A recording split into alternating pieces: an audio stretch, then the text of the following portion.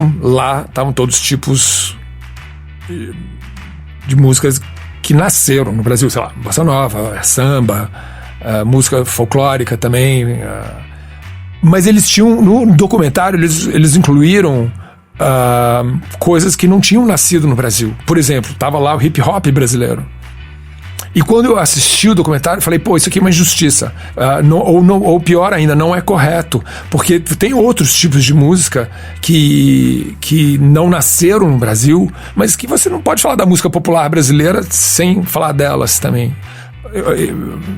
O hip hop é um exemplo. Reggae é outro exemplo. Você não pode falar da música popular brasileira sem falar dos Racionais. Você não pode falar da música popular brasileira sem falar do Nat Roots. Eu acho. E você não pode falar da música popular brasileira sem falar do rock brasileiro. Acho que... Ou do jazz brasileiro, ou da música erudita brasileira, sabe? Tem outros tipos de música que não são nativos do Brasil, mas estão enraizados aqui. Fazem parte da música brasileira há décadas e décadas e encontram ressonância generalizada em todas as classes sociais, em todas as regiões do Brasil, sabe? Você pode pegar teu violão e tocar uma música do Capital, por exemplo, ou a música da Legião em qualquer lugar do Brasil que todo mundo conhece. A gente sabe porque eu sei porque a gente vai a todos os lugares do Brasil. E eu acho que o rock brasileiro... Bom, eu dediquei minha vida inteira primeiro ao rock brasileiro. Eu comecei a me aproximar do rock brasileiro através do Aborto Elétrico, quando eu tinha 16 anos, conheci o Renato. Acho que isso é um assunto separado para outro podcast, que eu queria contar como é que foram esses primeiros anos de Brasília.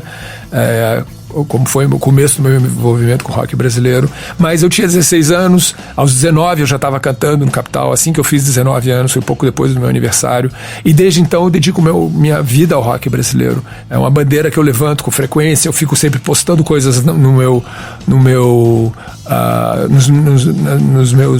nas minhas redes sociais a respeito de bandas novas. Eu estou sempre ligado no que a juventude está fazendo, no que as bandas novas estão apresentando. Eu vou ao ensaio das bandas novas, eu tento promovê-las na medida do possível. Eu conheço esses artistas, vários desses artistas, aliás, novos, foram chamados para participar do disco do Capital. E é uma bandeira que eu levanto com entusiasmo, eu levanto com prazer, com fé, sabe? Eu acredito realmente no talento da minha geração, da geração seguinte, da geração anterior e da geração atual.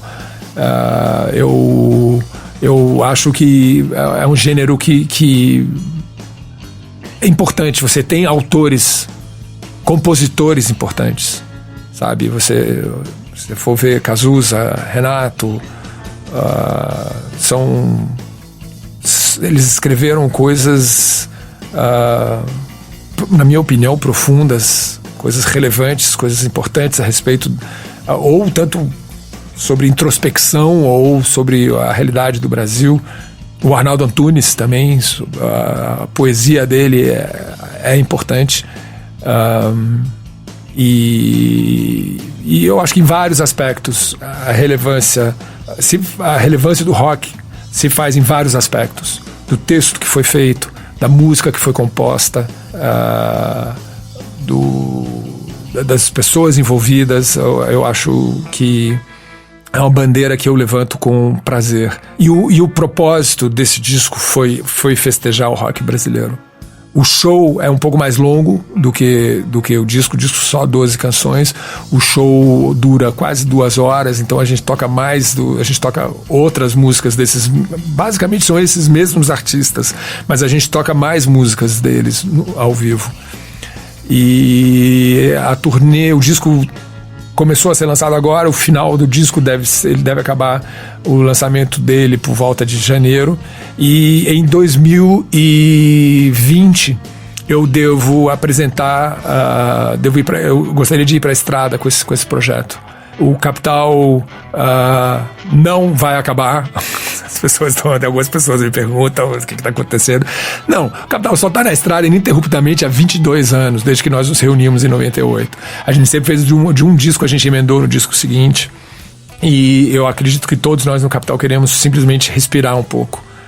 E como eu sou um maníaco obsessivo compulsivo, eu vou aproveitar essas férias, entre aspas, do Capital, esse hiato, essa diminuição da intensidade dos shows do Capital que vai acontecer em 2020, e vou continuar fazendo os discos vou continuar fazendo uma turnê do meu disco solo. Eu não sei bem aonde, qual é a dimensão dos lugares, eu não sei para quanta gente eu vou me apresentar. Fiz alguns shows aqui em São Paulo, mas eu queria saber exatamente qual é o tipo de casas de show em que isso vai poder ser apresentado, para quanta gente vai aparecer. Eu acredito que eu vou descobrir isso ao longo do ano, na medida em que eu for me adequando aos diferentes lugares, ver qual é o tamanho apropriado para a apresentação desse show. É isso, gente. Rock and Roll é escrito em português, R-O-Q-U-E-E-M-R-O-U, Rock and Roll. São 12 canções do rock brasileiro que foram importantes para mim. Acho que são todas canções muito bonitas. Eu gosto do texto, eu gosto das melodias, eu gosto dos arranjos novos que nós fizemos. E como se não bastasse, ainda já sai, junto com o disco, já sai um mini EP com 6 canções, com versões acústicas desse projeto. Então eles já saem com 2 formatos distintos. Eu espero que vocês tenham tanto prazer ouvindo os 2 discos quanto nós tivemos gravando os 2 projetos. E eu espero também que eu possa apresentar esse show ao vivo pelo Brasil inteiro. O show é algo inacreditavelmente divertido. Acho que não tem outro adjetivo, ele é uma coisa meio lúdica, sabe? Todo mundo sai, eu vejo. As músicas são todas super conhecidas, sabe? Então todo mundo sai de lá com um sorriso nos lábios, todo mundo sai realizado de lá. É uma experiência lúdica, é divertido, é intenso, olha, venham ao show, vocês vão se surpreender. É isso aí, gente.